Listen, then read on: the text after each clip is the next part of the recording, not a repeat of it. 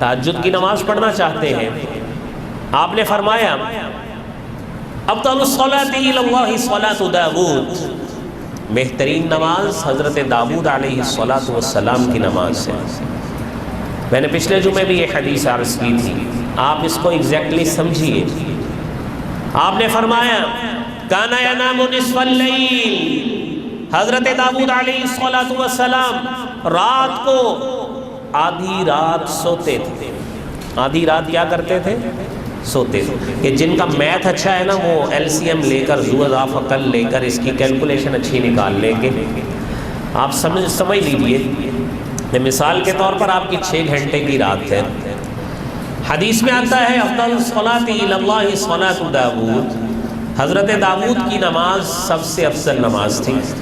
آدھی رات سوتے تھے، 6 گھنٹے کا آدھا کتنا ہوا؟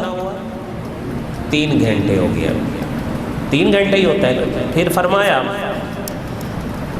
وَيَقُومُ ثُلُثَهُ، اس کا تیسرا حصہ قیام کرتے تھے۔ 6 گھنٹے کا تیسرا حصہ کتنا ہوتا ہے؟ کیوں جی کتنے ہوتا ہے؟ 2 گھنٹے ہوتا ہے، 2 گھنٹے ہوتا ہے۔ میں نے آپ کو کہا تھا کہ جن کا میتھ اچھا ہے یہ حساب ان کو آئے گا۔ نوٹ ماشاءاللہ ہم سارے اچھے گن لیتے ہیں لیکن یہ حساب لگانا مشکل ہے کیونکہ عبادت بھی ساتھ کرنی پڑے گی نا۔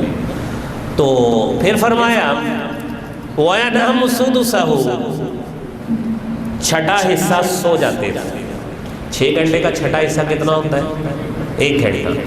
3 گھنٹے پہلے سوئے، قیام کتنے گھنٹے کیا؟ 2 گھنٹے، پھر 1 گھنٹہ سو گئے۔